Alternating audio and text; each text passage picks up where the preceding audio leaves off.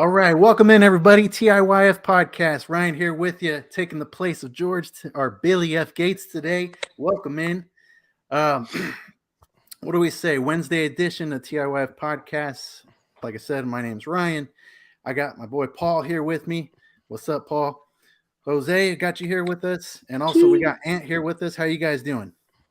Start with Ant. Pretty good. Can't complain. It's football, man. You know we get. Nice. Yeah, I kind of feel like, even though the season's over, it's still, man, there's like, you look at our show list for today, it's packed full of content. There's tons of stuff happening. So, happy to have you guys in. Looks like we got a one view already, so welcome in. So let's go ahead and get it started, man. Give you a quick rundown of the show, what we got so far for you tonight. We're going to go over some NFL news. We're going to talk about some players getting tagged up. What are some status of players, like especially the big names like Lamar Jackson, Josh Jacobs, Tony Pollard, Saquon Barkley. Go over all the big names, talk about the latest news. We'll talk about who's remaining as far as the free agents, top free agents remaining. Go through that list, see how we're looking, where they might land, what are some potential fantasy implications, that kind of stuff. And then last but definitely not least, we're going to cover our way too early mock draft. So had a pretty fun little exercise last weekend, getting the old group together from what's the name of the league? Gosh, Fantasy Family, man. Come on, man. You only won the title, so yeah. Sorry, man. I'm already forgetting. Yeah, we got the Fantasy Family League back in here early March just to do a quick mock draft for the first round, and we're going to cover those picks. I think you're going to want to stick around for that because there's some pretty interesting picks and definitely some ones that going to want to break down and talk about. So that's going to be the show. Let's go ahead and get it kicked off. So just hop right into NFL news, right? So first up on the list, we got Lamar Jackson. He was a non-exclusive franchise tag for $32 million. I know with this, kind of been following this scenario actually for quite a while, about a year. We know that Lamar Jackson he doesn't have like a formal like agent or anything like that. So he's really negotiating with himself and I think with his family. And it looks like, after all the negotiations, trying to get, $200+ million guaranteed, after all that stuff, he didn't get the contract, and instead the Baltimore Ravens gave him the chorizo. Yo. What do you guys think? Paul, let's start with you. Hey, man. So no agent. That's all $32 million straight to him. He ain't got no agent tax on that. I mean, he's still paying taxes on it. But, I get what he was trying to do. But unfortunately, when you don't have an agent, he's not going to fight for you the same way as, without one. But $32 million, Lamar Jackson, I mean, he's an MVP quarterback. He's going to be paid top dollar. There's another guy who got paid very, very well and probably not the same caliber quarterback. But we'll talk about that later. But, yeah, man, I mean, Lamar's going to get his money. And we'll see. Hopefully, I heard, he didn't want to play on it because, the 1 year, anything can happen. You get injuries happen. It's part of the game. So hopefully maybe they still can work something out or maybe he gets traded. That's what I'm hearing still too.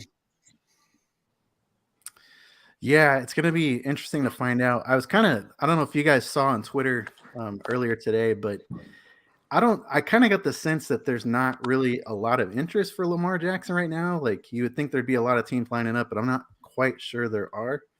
What have you guys heard? Jose, we'll go to you next. Same thing everybody else probably read or heard that there's, the league supposedly blackballing him. I think, like I said before, that he's going to get paid. It's just he wants the guaranteed money. He wants something similar with what Watson got. And he may not get the same amount, but I think he'll probably get pretty much a lot of it, guaranteed. We had Kyler Murray, but I think he got $180 million guaranteed or some odd number like that. But so Lamar Jackson, MVP, 26 years old. He's only had 15 losses in 5 years. I mean, the guy's going to get paid. By who? We don't know. Who he's going to go to? If it's not the Ravens, we don't know yet. I mean, there's probably 20 teams who will take him, or at least 15 for sure. Maybe the Cowboys will take him. Who knows? And, speaking of that, Ant, where do you think he goes, and who do you think should go after Lamar Jackson? What do you think? Realistically, Colts. They have like a weird future. You know, right now they're middle of the pack. Their division's pretty weak. If the Colts, he can single-handedly change that whole division around. Where would I like to see him? In Baltimore. But I don't think the whole blackball thing is that big of a deal. But I mean, at the end of the day, you got to give the guy you got to give the team 2 first-round picks. I mean, that's a lot of investment right there. Let alone the $200 million guaranteed plus. So, I mean, you don't have to give them 2 first-round picks. What? That's what they're asking, though. Yeah, that's what they're asking. You don't have to. Well, if you want them, if you want them, you got to give 2 first-round picks. If you want them, I think it's a part of the franchise tag. I think they have to give it up. Yeah, you have. I think you have to. You have to give it up. Yeah. If let's say you're the Niners and you have Lamar Jackson, you got to give 2 first-round picks. Mandatory. Mando. This is what I don't understand. This is what I don't understand. My boy Watson got all this money, right? But Lamar Jackson's. I think Lamar Jackson's way better in my eyes. I don't know about you guys. I mean, how you're saying he's got MVPs. He's got MVPs, man, to back him up. Watson hasn't done it. I know he had his legal troubles, but you know that's a different story. But Lamar Jackson's, been doing it. So I mean, he should get his money, right? Watson's a little healthier though. I think Watson's a lot more accurate. More. So, I mean, that's the only reason why. If I was a team that needs a quarterback, I would not go after Lamar Jackson because the injury scare, man. Like the dude's a twig. Yeah. He runs crazy and he'll give you 30 fantasy points a game, but miss for the first 8 weeks of the season now. The way it looks, he missed your season. Yeah, it's gonna be interesting to see how this all plays out. I definitely think, like Ant, you kind of touched on some things with. I bet there's a lot of NFL teams thinking the same thing. There's some injury concerns there, and I think there's just some overall like roster construction concerns too. Like one of the things I read today, or like one of the rumors out there was that that Lamar Jackson is more of like a product of Greg Roman, and there's a lot of teams that might be thinking that. And maybe, that's potentially what's scaring them off, but we'll see. I'd say for myself where I hope, or where like ideally where I'd like to see Lamar Jackson land, is somewhere that has some offensive weapons. Like I kind of like Atlanta. Like I think Atlanta would be cool with Kyle Pitts, Drake London. Colts would be a good one. They got Michael Pittman.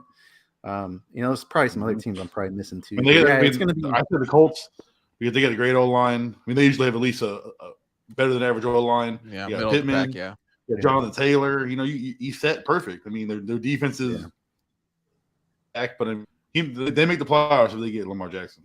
Easy. Yeah, agreed.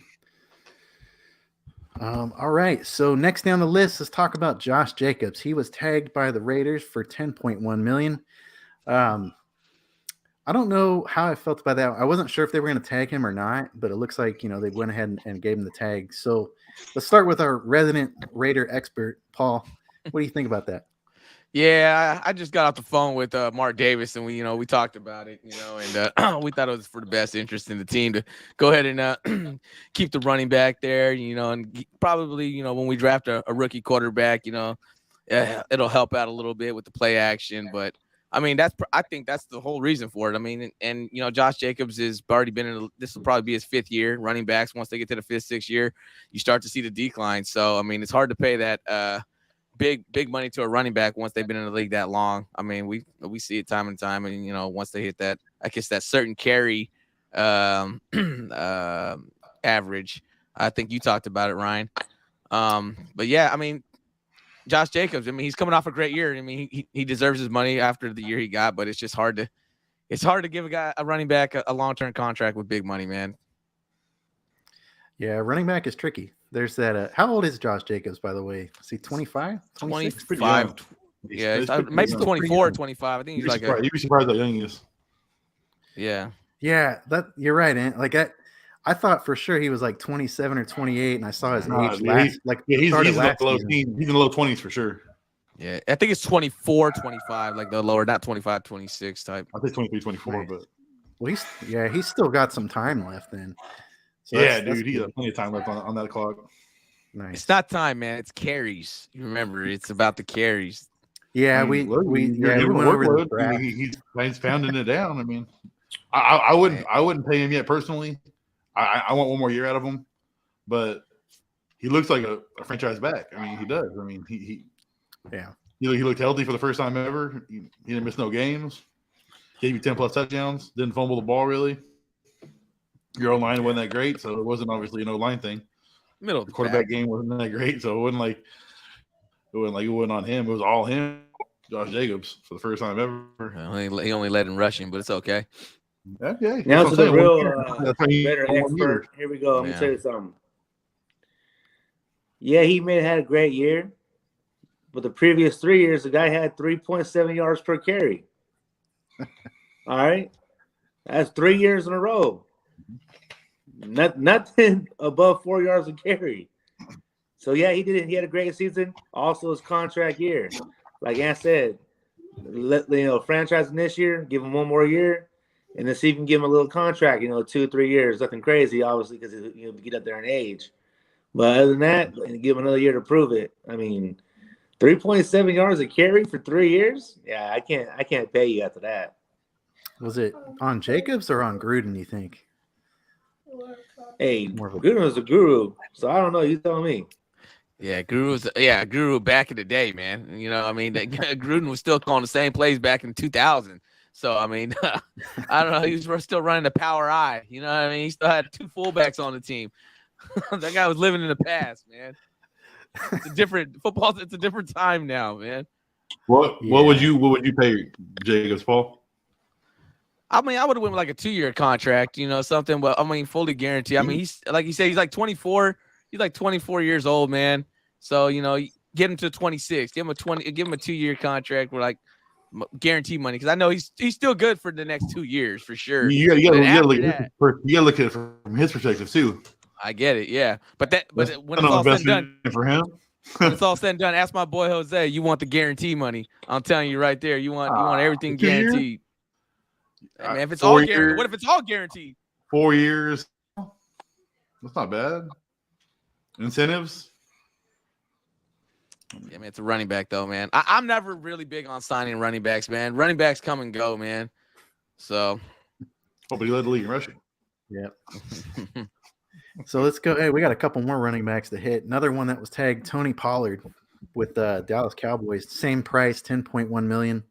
Let's go with our resident Cowboys. Yeah, the real expert. Cowboys expert. Here I go. I love it. I love it. I told everybody it was going to happen. I love it. $10 million. That's nothing in today's football. Salary cap goes up every year. He is our offense other than CeeDee Lamb. I even think he's a little more of an impact than CeeDee Lamb. And I love it overall. You give him 70% of the carries, he'll be a top 7 fantasy running back, maybe top 5. He had 15 TDs, over 1,000 yards, 30 yards, 14 scrimmage yards. No brainer, man. If we're talking fantasy, that's probably top 5 running back. Hey, Jose, how much are the Cowboys paying in running backs this year, man? Hey, if you're considered a top running back, you gotta be a 3-down running back. I agree. Is he a 3-down running back? 3-down back, but he's working on blocking. That's not a 3-down back. It's not a 3-down back. If I can't trust you in pass protection, especially when my quarterback leads the league in interceptions, I can't have you back there. I couldn't even trust Zeke. Remember when he got blown up on that one last play?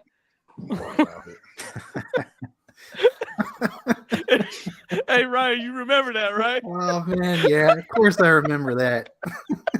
What were they doing? Boy, God. Hey, I seen it live, so I don't know what they were thinking. Oh man, that was a funny one, man. All right. Well, I'm gonna go along with Ant here. I agree. I think Tony Pollard tagging him and keeping him around for the next season is a good move. Hopefully, I haven't looked into his injury too much, but I would imagine it's probably going to be ready to go by training camp. You think, Ant? Yeah, 100%. Yeah, and it's one of those injuries. Okay. It's not like a scary. It's not like an ACL or Achilles. It's not like nothing really drastic. It's like the tibia. So Oh, he just broke it, huh? Hey, Cowboys got rid of their offensive coordinator, right? Or no? yeah. San Diego. Who's the next one? gonna be- I actually don't know. What is it, Schottenheimer or something? Oh, you're right. I think it is Schottenheimer. His son? Brian Schottenheimer, yeah. Brian. Yeah. Okay. He wasn't really like he wasn't really respected amongst like the other fans of the Cowboys. But he wasn't their first pick. Nice. He was one of those McCarthy picks. All right, and then the last running back here to get tagged was Saquon Barkley, $10.1 million. Also, I'll start on this one with the Giants. I think you have to make that move, try to run it back into another season. Barkley had a pretty good season. I think he tailed off a little bit towards the end, but overall was just a huge part of that Giants team. Jose, let's go to you. What do you think about Saquon getting tagged? Unfortunate. He's done well for that team. Nothing crazy, but I mean, I think they could at least offer him a better contract for sure. They gave the damn Daniel Jones, 180 million or some crazy number like that. But I mean, for him it was great. He could still play in the same system. They made it to the playoffs. They pretty much rode his back for a while to get there. Other than that, I mean, it'd have been nice to see him as a free agent, though. See what team would have scooped him up, because he'd have been a high commodity for sure. That's a real 3-down back. Yeah, generational talent when he came out for sure. All right. Anybody else got anything on Saquon Barkley before we move on? Got some other interesting. No, you guys are good. Yeah, it's kind of a no-brainer in my That one, opinion. yeah, you have to. Not too much to analyze there. Next up on the list, Evan Ingram was tagged by the Jacksonville Jaguars, $11 million. I like it. Overall, he finally balled out. Looks like he finally came into his own, found a home in Jacksonville. I think it's a good move. Paul, what do you think? Yeah, man, because he was I think he was a first-round pick, wasn't he? So. Yeah, and so he was getting to that point where he was going to be a bust because he was already going to his second team, and he found some life with Jacksonville. And I mean, if as long as he produces this year and has a solid year, I mean, he's got all the tools. I mean, he just needed a new offensive system and to fit what he does. And I mean, it's a good call for Jacksonville. He balled out for a lot of people in the playoffs who were able to pick him up late and get some points. I don't know. What did he have, a 3-touchdown game on one of them? I don't remember the touchdown. I'm pretty sure. I remember him going north of 100 yards or like 140 yards or something. Like a couple 50-point game, like late in the fantasy play. Yeah, he had a big old, like 40-point game. I was like, yikes. But yeah, I mean, he caught fire late, so I mean, it's good for Jacksonville. Stay in the same system, and he should be a top tight end, I think. So, next question for you guys: is anybody concerned about target share with Jacksonville now that they're going to have Calvin Ridley coming back? Speaking of Calvin Ridley, let's go to Ant. Yeah, that's my boy. A lot of stock invested in Calvin Ridley. I don't know, did you guys read the Players Tribune on him? Really long, but it was actually pretty. It was nice to see the other side of the whole story. But yeah, I think he said he's guaranteed healthy 1,400 yards. So I mean, you got to see where that goes. I mean, I believe it. I'm not the biggest Trevor Lawrence guy, which I might shoot myself in the foot in the long run with that. But people are all over Trevor Lawrence. People love the guy. People think he's only going to get better. And that. So, I mean, Trevor Lawrence, you give him weapons with Christian Kirk. Evan Ingram finally stepped up. Like Evan Ingram literally was a bust. Here, guys are Evan Ingram, third, fourth tight end off the board, fifth tight end off the board. Every year didn't do nothing with the Giants. Hurt every year, didn't do nothing. He finally did something. Could have been the quarterback play, could have been the team, could have been new scenery, all that stuff. But George brings up a good point. I think Evan Ingram's, a top 5 tight end this year, upcoming season for the draft. Yeah. Oh yeah, I think I agree. Easy. Yeah, I forgot that George brings up a good one. It broke Evan Ingram's broken foot. You guys remember that? Like he was playing on a broken foot for quite a while too with the Giants. Man, I've been playing on broken ankles for the past 20 years of my life. Who cares? Stop it, man. You play flag football. You was out for 6 months with a hurt pinky, so I don't even want to hear it out of you. This guy, Hey, man, get me release on my medical records like that. Stop it, man. This guy right here, man. I saw it live. That injury. Oh man, I never seen somebody run to the sideline so quick, especially for Jose. My boy, Pollard broke his trivia. Didn't even cry. Jose cried. Broke his pinky. Hey, come on, man. Hey, that was a real bad injury. It wasn't broke. It wasn't broke, man. It was just swollen. Oh, it was a grade 8 fracture. The grade 8. Shut up. All right. Doctors didn't know what to do when they saw it. I was wondering what you was doing with that hammer every time you had a doctor's appointment. Hey, I was gonna say Evan Ingram was gonna be a buzz too until I realized who his quarterback was for the past 4 years before he got to Jacksonville. You know, so that could have been a big problem too. Mm-hmm. For sure. I think he had 25 touchdowns in 3 years before this year. So it's just like, I mean, come on. You did Daniel Jones? Daniel Jones had like 25. Yeah, his first year in the league, he had like 20. Something like that. First year in the league, he had 20. And then ever since then, he had 5, 12, 10, 15. Yeah, so 11. Yeah. Damn near has Patrick had 14 or 15. So I don't know. We'll stay that for later, though. Yeah, that's coming up here. I think we're all on the same page on that one. On the Calvin Ridley, though, I mean, he did great when he was with the Falcons. And it's been what, almost 3 years now since he's played? It's been 1, right? He played like 4 games. 2. About 2 years. He missed last year, and the year before that, he got what? Yeah, he only played like 4 weeks in the 2021 season. He did the whole. Yeah, so a year and a half. All his feelings, and say 2 seasons. Yeah, I mean, I'm not gonna say he's fallen off. I mean, he's what, 28 at least, 27. Yeah. So I mean, I guess we'll see what what he can do with the Jacksonville Jaguars. They got a lot of weapons now. Will he eat? I'm pretty sure they're all going to eat. I mean, a team like that with that, that young, they just want to win, man. They're hungry. I don't think a lot of them are selfish enough to worry about their numbers and stuff. Yeah, a lot of firepower. I don't know this, but who was the number 2? I know they had the guy from the Raiders. But didn't they have a 2,000 yard receivers? Yeah, they had Christian Kirk. And Zay Jones. Zay Jones. Zay Jones. Zay Jones. Yeah, Zay Jones can ball out. I mean, come on. Especially Zay Jones being a number 3 receiver out there. That's Yo. And Evan Ingram. Yikes. Yeah, and they got ETN in the backfield too. ETN, that's stacked. So they're probably gonna add Hopkins.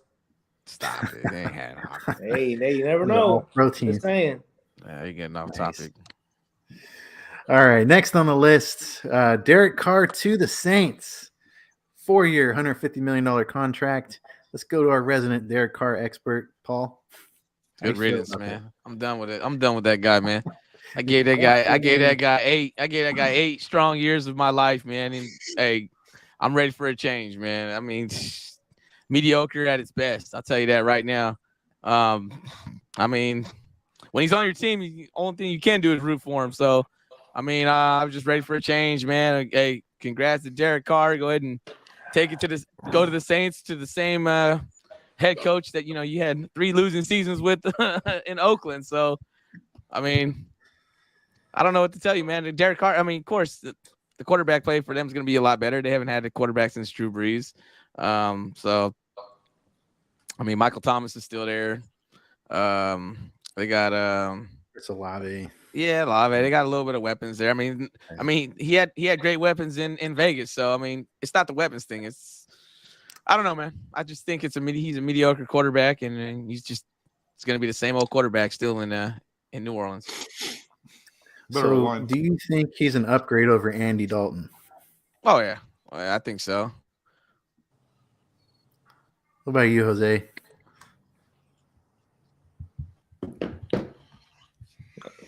Carr's been trashed as long as I know.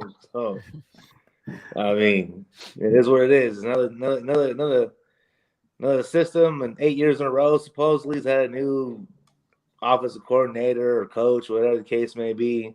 I don't know. This guy's got a losing record too. All these quarterbacks losing records, getting paid and getting all this thumbs up and pat on the backs, while quarterbacks that are doing good MVPs, winning records, getting thrown on the Franchise ring. tag. That's whatever. That's the NFL for you. Yeah, pretty much. And so, speaking of sorry quarterbacks, we got Daniel Jones. He also got a contract, 4 years, $160 million. And what do you think about that? Horrible. Guys, horrible, man. He does more with his legs. He does with his arm. I mean, the only thing I'll give him is that he's never really had incredible weapons. I mean, his line's been subpar, and then when he's had weapons, they got hurt. So, I mean, if they go out, I mean, they still made the playoffs, so that's an achievement for them. They made the playoffs with just Barkley, basically. But yeah, I don't know. I mean, they need to get some weapons in there quick.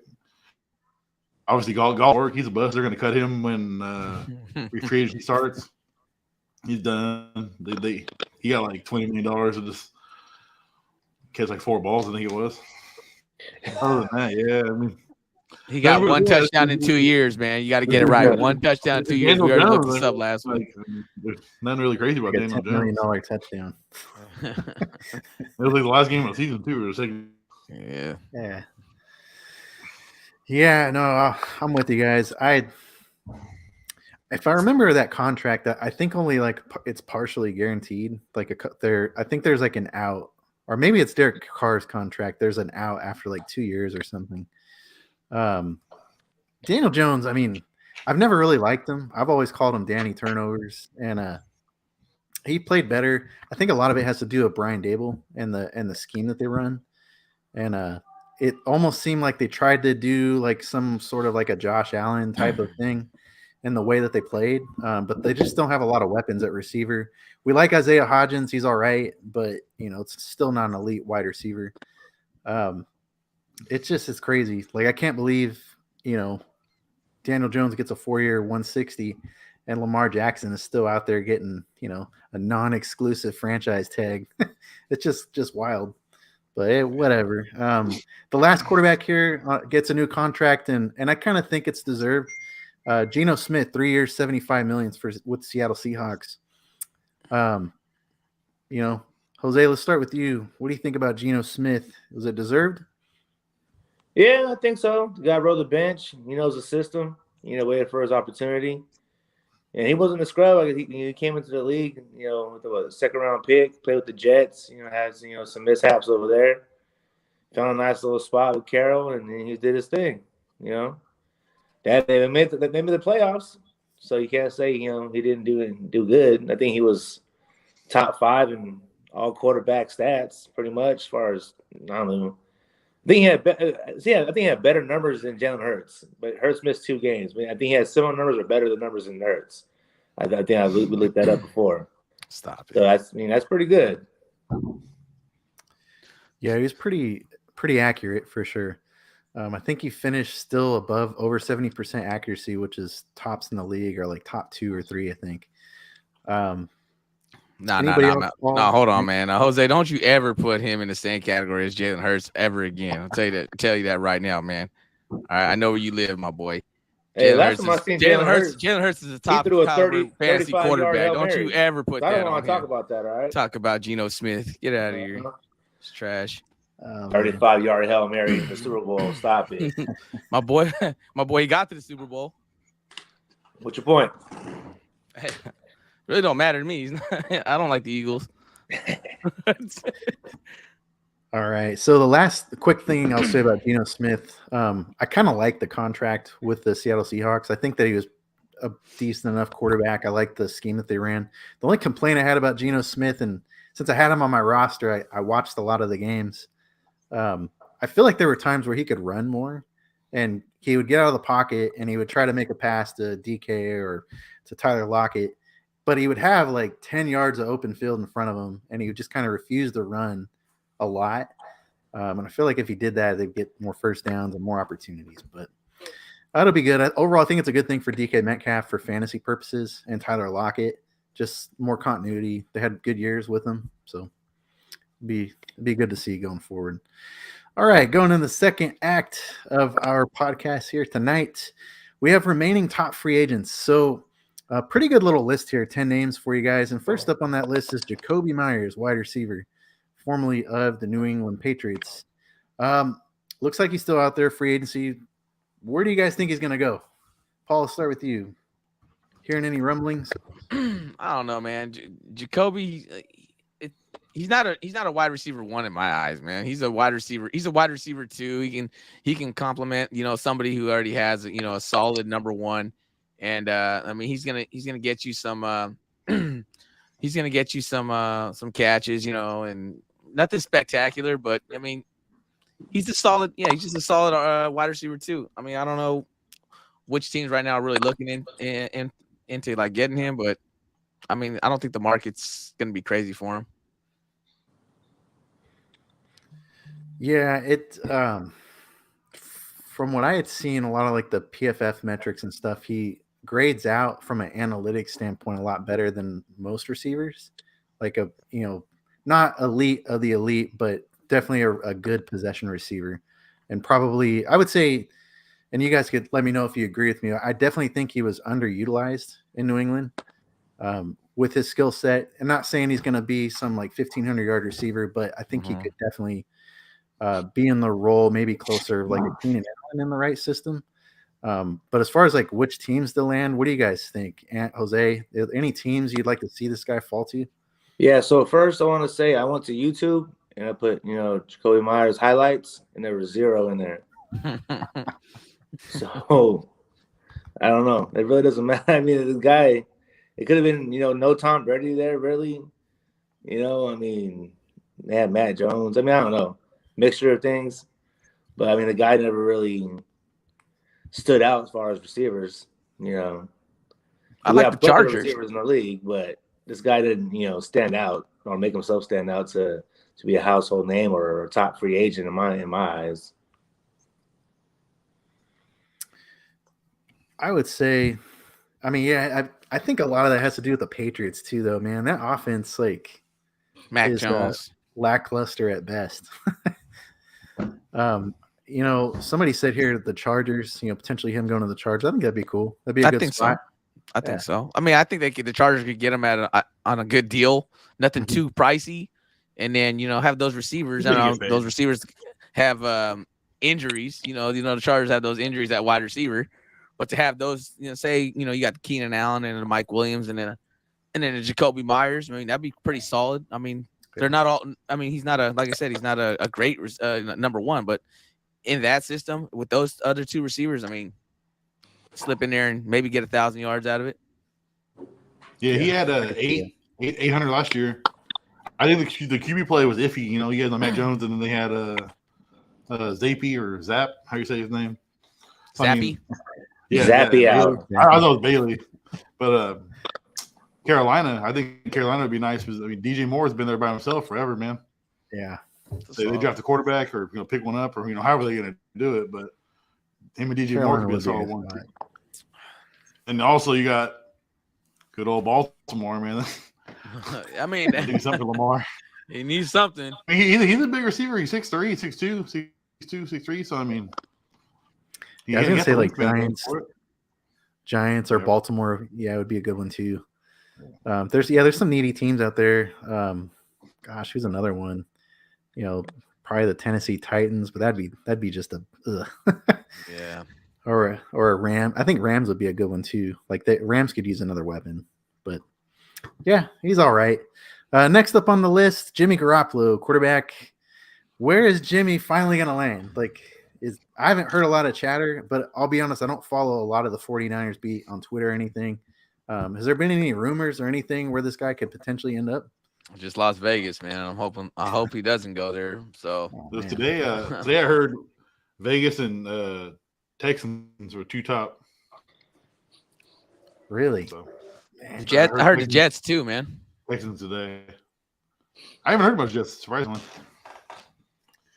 I mean, it's The early Jets- though. So, I mean, I thought the Jets would be hotter in the QB market. Maybe they're just going after Aaron Rodgers. Like it's Rodgers or bust.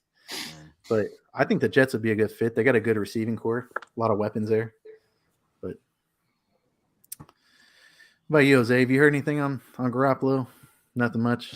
Nah, same as you guys. You know, if you want a quarterback who's almost 30 years old and get your team camaraderie right, that's the guy. But I've seen him too long. A little 10-yard pass, he's accurate. He want to throw a 30-yard pass, it ain't gonna be good looking. Yeah. Keep my fingers crossed, Paul. Hopefully, he doesn't go to the Raiders. yeah, for sure. All right, next one up, Dalton Schultz, tight end for Cowboys. Man, Dalton Schultz been nice the last 2 seasons. I love his route running. I think he's a good tight end. And where do you think he ends up? Is he coming back to Dallas? I think he follows Kellen Moore, San Diego. Really? Yeah. I think it's one of those love-hate. When he's healthy, he's good. He missed quite a few games this year, so. But I mean, he's a top 5 tight end for sure. From a fantasy perspective, and Herbert, Mike Williams. I'm hearing Keenan Allen might be a cap cut, so who knows there. But Dalton Schultz and Herbert, I think this would be a good one too. With Eckler too, like we'll dump off. I like that. The Chargers, that'd be a good fit. All right. Next on the list, Miles Sanders, Philadelphia Eagles. Do we think Miles Sanders coming back, or is he going to get the boot? I really don't care about Miles Sanders, so you guys can talk about him. I'll knock it out. I think he's just there. I mean, if the contract fits, then sure. But if he's demanding like top 5 money, no. I think you could plug a lot of running backs in there with that huge O line. And I mean, I think there's a lot of running backs that do better. Even backup running backs right now that do better than Sean McCoy. Not Sean McCoy, sorry. Miles Sanders. Miles Sanders. That's how important he is to me. That's how important he is to me. But yeah. I'm not a fan anymore. He's never blown up. My boy said LaShawn McCoy. Yeah, my shady. He never took that. We're going. Might as well say Brian Westbrook next. Brian Westbrook. Or Ryan Matthews. Ryan Matthews. I mean, he had 1 year out there, huh? Man. All right. Next on the list, David Montgomery. George is not here to. Billy's boy. Here to hate on David Montgomery. David Montgomery, man. Let's talk about this one. I'll be the resident David Montgomery hater because that's me. Yeah, I don't care where he ends up. I'm still not drafting his ass. What do you got?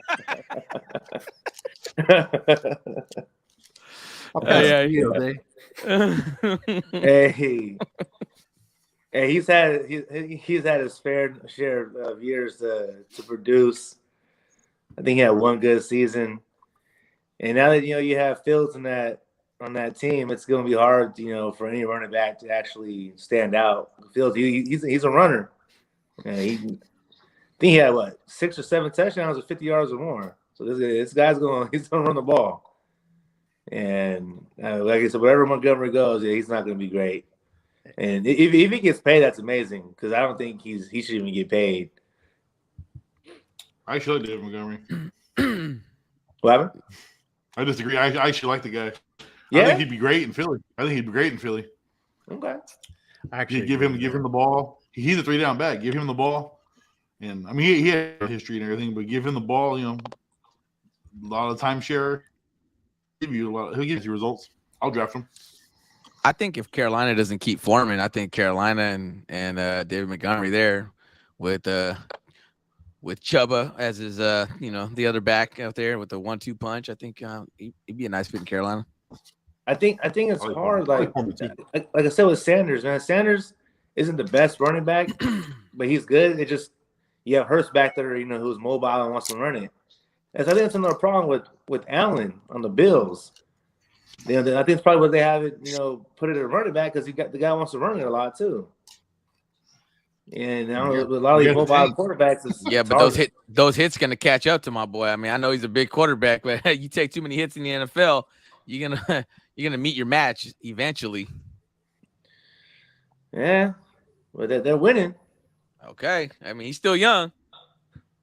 He's really young. I'd say he's got a few more years of that, and then he might catch up. It'll be like Cam Newton. You never know, man. Any hit, it's any hit, man.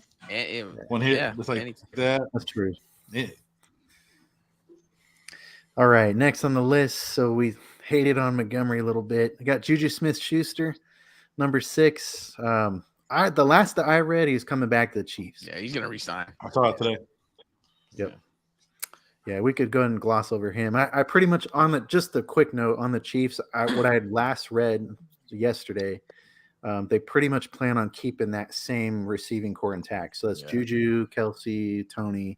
Probably on a team-friendly deal too, coming off a Super Bowl. Yeah. So I actually heard that Montgomery was in talks too would be in talks when free agency started with Kansas City. Really? They got all those running backs, man. Melvin Gordon, they got they got the 2016 Pro Bowl running back. But Juju, he's a product of Mahomes, man. Juju ain't done nothing the past couple seasons. Nothing. Got an A on a group project. He's more known for like the off the field stuff with the social media, and then AJ Brown was telling him to pipe down, or he was going to catch his fade and all this and that. I'm like, all right. He's kind of a clown, to be honest. Yeah. Next on the list, DJ Chark with Detroit Lions. Chark had a pretty good year. I thought he fit in good with that team. I think he had a few weeks where he was injured, but the weeks he did play, looked pretty good. The thing about that Detroit Lions team and what I had noticed over the season, and you could tell me if you guys saw the same thing, but it seemed pretty predictable with that offense. Like depending on the certain defense they were playing, you could tell when that offense was going to explode. Usually they were going to be at home, and you could just see those games coming, like when they're going to play against Minnesota or some of those other teams, and they're going to have shootouts. DJ Chark, where do you guys think he lands? Not in Detroit. If you're a Jameson Williams fan, there's no room for him in Detroit. Yeah. So, I mean, there's not depth on your roster, but Jameson Williams real young. St. Brown's young. He's another of those guys like Myers. Marvin Jones is old, so he's probably Marvin Jones is on his way out. I mean, chart as a number 3 receiver. I mean, they don't have Hawkinson there anymore, so they could have a good 3 set if he comes back to Detroit. That wouldn't be bad. You basically a slot guy. Yeah. Yeah, that makes sense. I have no idea where he'd land. I would just point to maybe another wide receiver needy team that maybe can get him. But he's not bad. Next wide receiver on the list, we got Odell Beckham Jr. I know there were a lot of rumors with him right before the end of the season about him going to Dallas and different teams. Eventually settled on not playing at all. Do we think he signs with another team? Does he come back, or does he just hang it up and call it quits? I'm not sure. I'm to be honest, I'm not even really sure how much he has left in the tank either. I think he waits, just kind of like Sue did with Philly. Kind of like weighs options. Let the season play after 8 games, see which teams are in or Super Bowl contenders, and then it kind of chooses that way. Because he can pick wherever he wants to go, basically, and pretty sure you can go on a team friendly deal, and I'm pretty sure you can help out any team that he would go to. Yeah, I kind of feel like he's going the Dez Bryant route, where badass receiver gets hurt, goes out, kind of flirts with joining all these different teams for a few years, and then he like middle of the season, he'll be like, oh no, he's going to the Rams, and then we all rush to the waiver wire line. We pick his ass up and he gives us 30 yards. Well, we couldn't pick him up because Ant already had him on his team stashed. So there was no chance to get Dez Bryant. Remember when Jose picked him up? All we see is this. Yeah, that's that. Hey, there's at least one of those guys every season. It for like 5 or 6 seasons, it was Josh Gordon. Then it was Des Bryant. It's going to be Odell next. Mark my words, Odell Beckham. That's the next pipe dream wide receiver. He'll be on Ant's team floating somewhere. Then I'll keep it short, man. but I think he'll be on the open day roster. I don't think it's going to be like a mid-season thing. I think he'll be on the team for sure. He'll be he won't even take that long. He's probably got a team lined up. He's going to go to a contender. He's going to go to a good quarterback. I mean, I think he's still a really good flex for sure. Yeah, I'll keep it at that. Now you got me thinking. I don't know which team that'd be. Chargers, maybe? Buffalo. It depends. Like I said, if Keenan Allen dips, yeah, somebody, Hey, somebody opening right there. that's still a good team. I mean, he's still in LA Chargers. Yeah, that kind of makes sense. Hey, that's not a bad hookup. All right, next on the list, McCole Hardman, Chiefs. I haven't heard anything about him. Next. Yeah. Just gloss over that. How about this last one here? Mike Gesicki, tight end. I always thought Mike Gesicki was pretty good, maybe a little underutilized. Dolphins, yeah. So we'll be interested to see Will you where he blame the quarterback lands. play? You blame the quarterback play, or you blame the weapons around him for him not getting the ball? Because I mean, he's pretty big. I mean, he's athletic. I think he might just be going down that bust route. Was he a top pick before or what? Yeah, he's a top pick. Was Yeah. he? First rounder. No. Yeah. Late first rounder. Oh shit. I guess. I think he'll be system dependent. Depends on where he lands. If he gets in a good situation, kind of like Evan Ingram, I think he could potentially be something. But I mean, honestly, there's not that many I systems. don't know out if he there. really looks for the ball or not. He might be. Yeah. They use him as a blocker. So Yeah. Hey, what was the stats this year? For horrible. Gesicki? Yeah. Not good. Those games Man. where you have a catch. Didn't he pop off for a couple games and then he disappeared? Yeah, That's like tough. early, Yeah. like week 4, 6-ish, he had a couple decent games, and maybe goes to pick him up. Yeah. My boy, he Yeah. had Lost 32 some receptions, 362 yards for 5 touchdowns. Yeah. And all the Watch 5 him get touchdowns paid. came in Watch like him 2 get paid, games. I mean, in today's game, they get you $100 million contract. So I mean, that's whatever. Well, the 2 years before that, he had 700 yards and like 6 and 4 touchdowns. So I mean, and that was without Tua. I don't even know who the quarterback was at that time. So now it's just the Tyreek Hill and the Waddle show. Then pretty Yeah. much what it is. yeah, maybe a new quarterback, new system, somebody who You were utilizes on the tight end. the Fitzmagic train. Nah, come on, man. Fitzmagic's you launching that thing down the field, eyes closed and everything. We get a nice I beard. won a championship with Fitzmagic once. All Saying right. a lot. So that's it for the top free agents remaining. It's really not that great of a list, but we'll keep an eye on some of these guys. Some of them are interesting. Specifically, I'm watching Jacoby Myers, and I think Beckham and Gesicki are the guys I'm looking at. So, all right. So after all that, all that news and free agent stuff, we're gonna get into our way too early mock draft for the first round. So, like I talked about in the intro, we got the Fantasy Family group together in the group chat. We didn't all meet together, but we got together in a group chat, and Paul hosted a round 1 mock draft with all the same players using our draft positions from last season. So, Paul, I'm going to pass it off to you. Go ahead and tell me how this went down. Yeah, so just like you were saying, I mean, I just want to do something quick, something just based on the stats from last season, and it seemed like pretty fun to see where everybody's head was at and regarding on these players. And for me, you kind of see, because for me, it's always been running back heavy. 10 running backs selected, maybe one receiver and 1 quarterback. But everything's changing, man. It's a pass happy league. The receivers are getting involved. We got big name receivers putting up big points. So, I mean, we'll just kind of see where it goes. And I'm before we did this, I already thought it was going to be like almost a 50-50 split with receivers and running backs. But we'll go through it right now. We'll kind of just dissect every pick, see what everybody thinks. And I have the rankings up for most of these players, and we'll just see where it lands. But starting off with the first pick, Ed had the first pick from last year. Last year he went with Jonathan Taylor. As we all know, I think everybody did, right?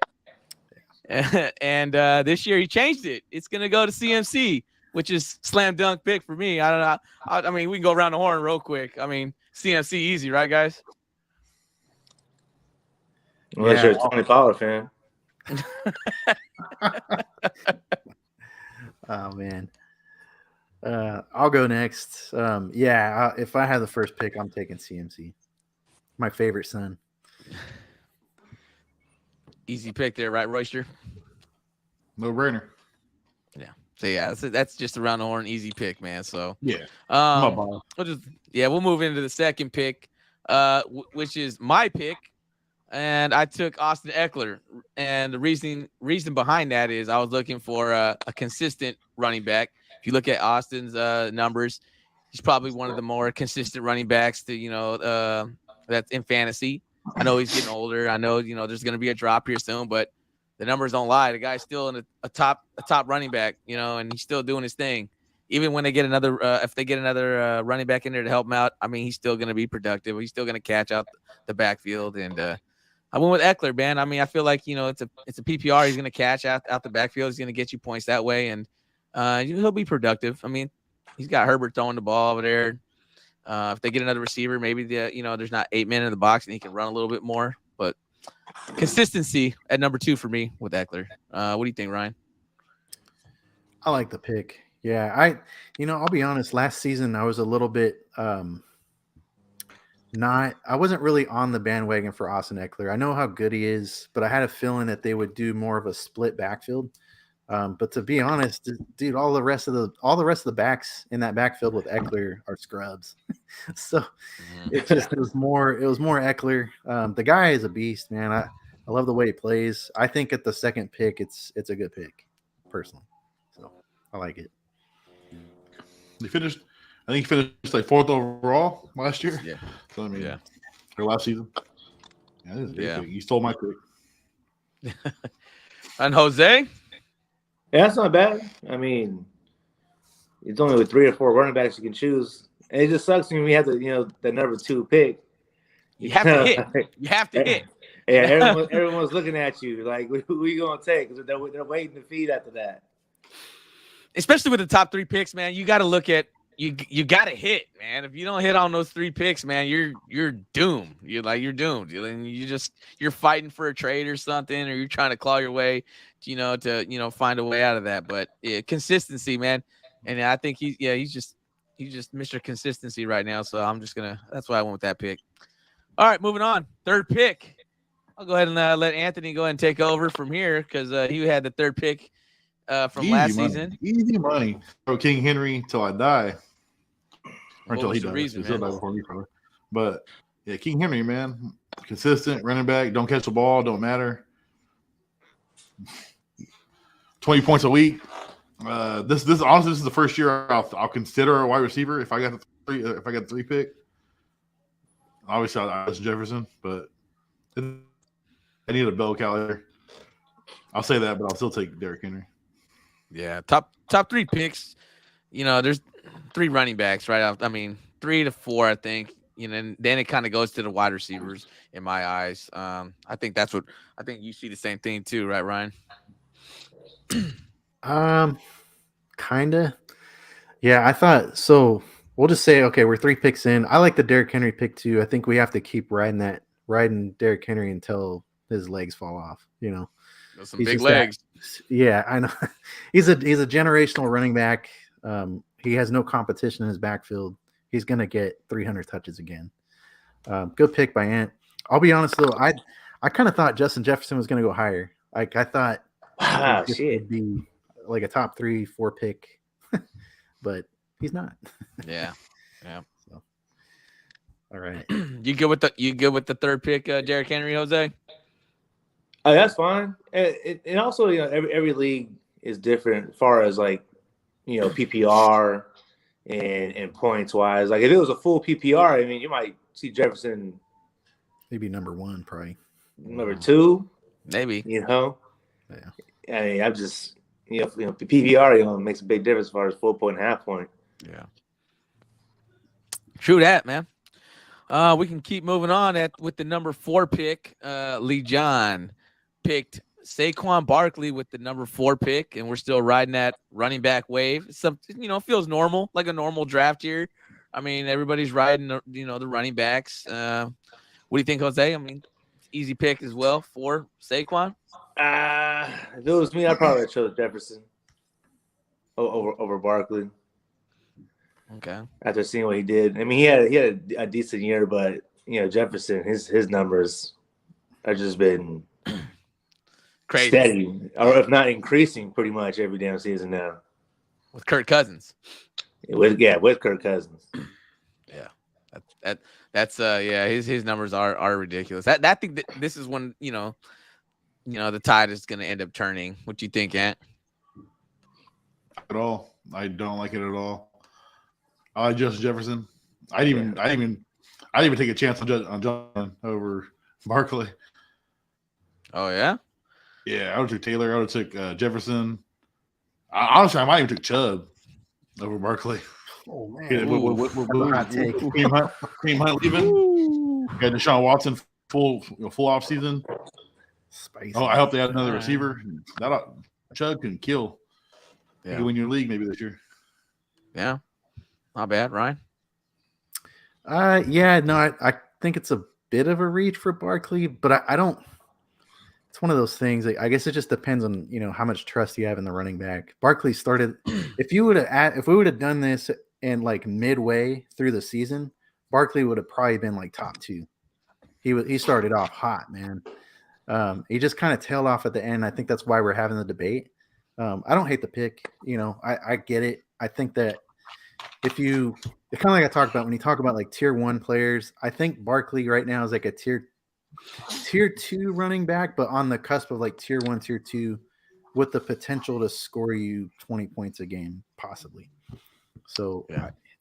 Him and Taylor are kind of on that bubble. Yeah. I don't like you said, I don't hate the pick just because like there's not that many running backs that are the bell cow and is going to be there out there every snap. There's only like 4 or 5 running backs that's going to be out there every down. This is one of the running backs. It's I mean, for me, it's a solid pick for at 4. I still like it. But I mean, those receivers, man, going into our next pick, Billy with the number 5. Starts the new trend with Justin Jefferson. I mean, that's an awesome pick. You can get Justin Jefferson at number 5, right, Ant? That's a smack pick. That's easy. That's easy pickings right there. I mean, the guy. I mean, he's just doing better every year, as Jose would say. And with Kirk Cousins throwing him the ball, the receivers. I mean, I think he put up 300 and I don't know how many fantasy points he put up last year. I want to say 300 and something, but that's just crazy. Yeah, 304 fantasy points for Justin Jefferson, 1,800 yards receiving. The touchdowns are a little, 9 total touchdowns, but 128 receptions. Jose, number 5. I mean, if you get him at 5, I mean, that's great. Like you said, he only had 9 touchdowns, but he still had plenty of yards, plenty of catches. This guy would get 10 catches, 180 yards. So this guy was still performing even without a touchdown. Yeah. Those guys out there getting 2 touchdowns and 60 yards, and this guy's, just tearing the field up. And he's getting double covered, and he's still performing. And this guy's only getting better. Yeah. Ryan, he kind of reminds me of Randy Moss, but if he gets a couple more touchdowns, he's putting Randy Moss numbers, if not better, right? Well, I think he broke over Randy Moss records already. Yeah, he broke the record. Yeah. He broke in receiving, I think yards and receptions. I think the touchdowns are just a little bit low. Randy was had more touchdowns, but crazy stats, right? I think I agree, and I think that Jefferson is going to shoot for that 2,000 yard mark again. I know that was a goal this season. I wouldn't be shocked if they go after it again. I think the thing that kind of like the overarching thing to talk about just with fantasy in general, these elite wide receivers like your Justin Jeffersons, your Devontaes, Cooper Kupp, Jamar Chase, those guys, in my opinion, they're on the same level of a top flight tier 1 running back now. They're pretty much the same. And the reason why I say that is when you look at a points per game standpoint, they can put up 20 points per game, just like, a top flight running back. So Justin Jefferson, out of the wide receivers, so far for the rankings for 2023, for me, he's number one, easy. Has the chance to push for 2,000. I feel like the league's kind of shifting a little bit too to pass a lot. Yeah. Oh, yeah. There's a lot more too. So throwing the ball 50 times a game now. Just for your standpoint right here, Ryan. So let me give you this. Christian McCaffrey had 313 fantasy points. All right. Austin Eckler had 319. And then Josh Jacobs had 301. And then I said Justin Jefferson had 304. So those are basically RB3. all. Yeah. See, those are all your 300 fantasy point players from last season. There you go. That well said, man. And Jefferson had at least touchdowns out of all those guys. Yeah. Crazy. Yeah. Yeah. So the running backs are more touchdown dependent, obviously. We're all praying for that 1 yard touchdown to get in, while this guy Jefferson's still performing without the touchdowns. My boy's he's getting 1 yard touchdowns, receiving touchdowns. So I mean, even at the 1 yard line. Yeah. This guy's getting a 1 yard fade in the corner of the end zone. So he's always a threat, man. He's always a threat. But yeah, you hit it. Yeah, Ryan's dead on. I know he's looking at those points. Ryan's always crunching numbers here. So yeah, he's a steal at 5. Moving on to number 6.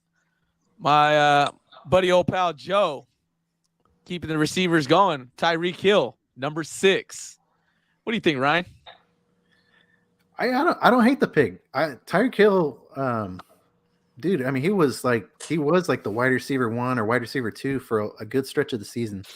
The only knock I would say is I just don't know what Tua is going to look like going forward, or what his whole outlook is with the concussions and all that. But man, Tyreek Hill, I've always liked Tyreek Hill. I've drafted him a couple seasons ago. He was like my first pick in the first round.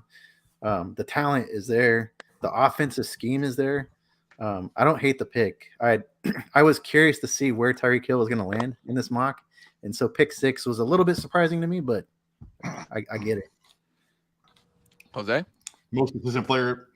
He's really him and Eckler, probably the 2 players in fantasy football every year, and unless of an injury, you look at Tyreek Hill's numbers every year. He's probably top 5 every year almost. I mean, yeah, I don't like the pick, but I don't mind it, like you said, because he's so consistent every year, man. No matter the quarterback, no matter the system. I mean, he's only been on 2 teams, but I don't mind everybody knows I've always been a big Tyreek Hill fan. Tyreek. And when he left the Chiefs, I was like, oh man, this guy's gonna be trash.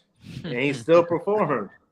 Even when Tua went down, then they had Teddy 2 gloves and a rookie named Thompson. The guy was still performing. Still doing it, man. So I mean, he's great. And I mean, it may be a little bit high on that pick, but you can't go wrong, So with all that, Tyreek Hill, 281 fantasy points, 119 receptions, 1,700 yards, and 8 total touchdowns. So the thing with Tyreek, he can be going into the second half with 2 receptions and 2 fantasy points, and he'll still end the game with 25 fantasy points, because it just takes one shot with this guy, man. We all know, man. One play, 1 reception, 80 yards, touchdown, and he's back. You're back in the fantasy game. That's how dynamic and how explosive Tyreek Hill is. He's just never out of it. Never out of it with Tyreek, man. Yeah, that's a solid pick for Joe. The last thing I'll say about Tyreek Hill, just before we move to the next one, the 1 year that I drafted Tyreek Hill, I thought, and I still think this is kind of true, I think you do need to kind of change the build of your roster, though, because Tyreek Hill, like over the span of the season, is going to get you that 18 to 20 points per game, but it's way more boom or bust. Like you're going to have, it's going to be weeks where you have like 10 to 15 points, and then you're going to have a week where he goes for, north of 30. Exactly. So it's just a little, that's the only, like I struggled with that a little bit when I drafted him, where it was like I'd have some really like bang out weeks, but then certain weeks it wouldn't be so hot. So you kind of have to plan the rest of your roster around that if you can. So yeah, man, it's a good pick, man. The receivers, These guys are, and he was close to 300 as well. So I mean, with Tua fully healthy, if he can stay healthy, does he hit that 300 point fantasy mark? I mean, I don't know. He could. It's possible. It's possible. Better touchdown luck. Yeah, for sure. All right, moving on to number 7. Chris went back to the running back, went back to the well. Jonathan Taylor at number 7. Tell me, Ant. I like it. I think I'm not Chiefs. I think the Colts improved their game. They go and get a quarterback, and that helps out Taylor. That's all you need, man. You get that whole offensive scheme going for you. I think they got a new coach, right? I don't know who it is, but they got a new coach. Mm-hmm. So I mean, I think all signs are pointing, good for the Colts. I think they can win that division. Yeah. Jose. Me personally, I wouldn't have chosen him yet. I think I've been letting him get out the first round. And Jonathan he had one great year. I think it's coming to his 4th year now. Third year, I think. I think it's his 4th year. He's a young buck. Yeah, but I don't know. I don't know for me, man. Just this is where it gets tricky now. You know what I mean? If one year wonder. It could be. Hey. Who knows? And they have a lot of different coaching changes over there, different quarterback changes over there. I mean, who knows? I mean, for me, it's a risk for sure. I mean, this is he got picked number 1 last year. Played what? 4 games? 5 games? I don't even want to talk about him, man. Yeah. I mean, he was number 1 pick. I think I had him in Ansley, or no, I forgot whose league I grabbed him in, but I had him in one of my leagues, and it just devastated after that one. I mean, he's not. The consistency is what I look for, and I try to look at that. But when you have the number 1 overall pick, you got to go with the stats, and that's why it's hard to be like, if I don't pick him, and then he ends up doing good, and then you just look like a total jackass after that because you should have picked him, and he ended up going for 1,800 yards, and could have been. He's supposed to be the next Marshall Faulk with 20 touchdowns, but no, it's hard, especially after the year he had. Before and then going into this year, it was hard not to take him first. But you're right, man. Consistency. I mean, he's got a whole brand new team. The quarterback situation. It's different. It's just a different team, Ryan. Yeah, I know. What's his ADP? His ADP? Yeah. I'll tell you right now what he's. I think he's mid-first right now. Yeah, he's just the mid-first. I'll tell you in the running back rankings, since we're jumping ahead a little bit, they got him ranked number 3 right now, though, in running backs. But so it's about that. So it's about where he should be. Yeah, pretty much. Give or take a pick. Give or take with Saquon. So, but yeah, Ryan, what was your take on Taylor? Yeah, it's I'll say something good and something bad. Let's start with the bad first. So. Last year, we all knew Jonathan Taylor was going to be like the consensus number 1 pick, right? After the season he had like 1,700 all-purpose yards, 20 touchdowns. The one thing going into last season I didn't like about Jonathan Taylor is even though he was the RB1 the prior season, he was the lowest scoring points per game RB1 in like the last decade or over a decade. At like just a hair over 20 points per game. So the reason why I didn't like that is because of the passing game wasn't really there. Like not on par with like Christian McCaffrey or like Austin Eckler. So I didn't really like him as the first overall pick, but I get the pick. But now I think this year, I think he's going to be undervalued. In the mid-first, I think he's well worth that 7th overall pick. I really do. Mainly because, especially at pick 7, he's a guy that has 20 point per game potential. And I think when we look at the first round, you're trying to get that stabilizing piece that is consistent. JT can still be that. I don't think he's washed. I do have some concerns about the team and what quarterback they get and things like that. But man, at pick 7, that's a good pick. But this is typical Chris, man. Chris always makes these freaking picks. Like he's always in like the middle of the round.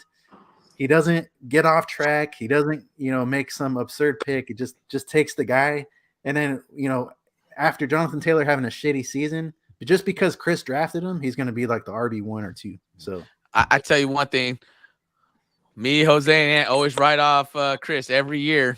Every year we talk about it after the draft, man. Man, you guys see Chris's team? Man, every year we write this guy off, and every year he's in the playoffs. So I'm not talking smack about Chris, man. That's a good pick, Chris. It's a good pick. All right. Anybody else have a take on Jonathan Taylor before we move on? Nope. Good. All right. Moving on to number 8. My pops, Paul Singer, with the number 8 pick. We're going to keep it in Vegas with Davante Adams with no quarterback. So, I mean, it's a hard pick right now. We don't know what the situation is. This is why it's a way too early mock draft. But, give or take, depending on the quarterback situation. If he gets an elite quarterback, to come out there, yeah, he's a top pick. But as of right now, I don't see him in the first round. I mean, it's hard to select Davante in the first round with no quarterback, man. I know my dad did it out of pure heart, and he's a diehard Raider fan, and this will probably be the first of many Raider he takes off the board. I'm pretty sure he still drafts Jared Carr later in the rounds, but yeah, I mean, it's an early pick. This one's for fun. But Davante with if he gets a mediocre quarterback, excuse me, he had one with Jared Carr. He was still performing. Jose, what do you think with that one? Yeah, and piggyback off that. With no quarterback, it's the ultimate risk for sure. You're just hoping and praying he's getting Aaron Rodgers or Tom Brady or some high profile quarterback to come in there.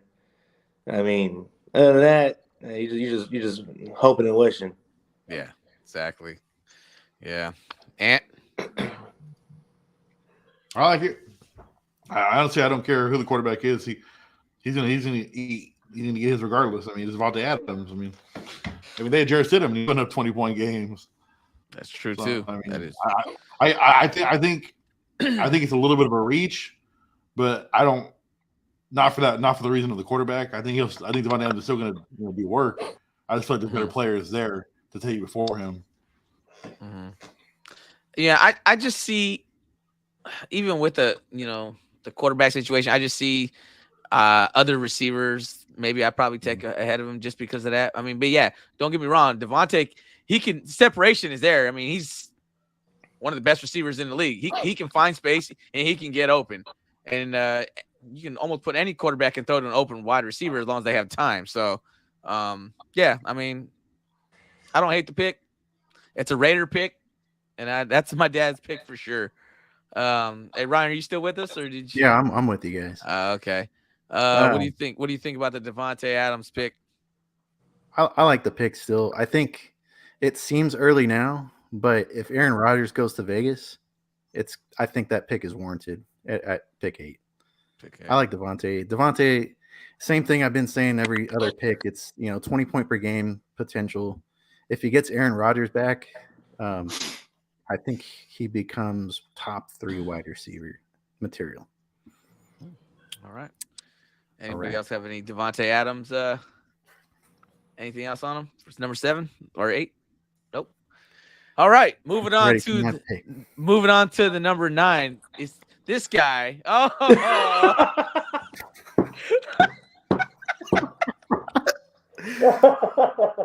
All right, at pick number 9. Number 9 going to the two-time fantasy family champ. Well, take it away, Ryan, with the number 9 pick, the Purple Cobra select in the fantasy family mock draft, round number 1. Once a Cobra, always a Cobra. Cooper Kupp, you're coming home. Oh, I swear. So, go ahead, take it away, Ryan.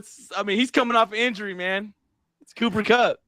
I love Cooper Kupp so much that I never dropped his ass. I kept him on the IR, and I made him a champion. We won that ship for you, Cooper. I'm fucking crying over here. Oh. All right. So the reasoning behind the pick, I still love Cooper Kupp. He's before he went down with the ankle injury, he was over 20 points per game, PPR machine. The one reason why I'm still on him for 2023 is because Matt Stafford and Sean McVay are coming back. I think they're going to try to run it back.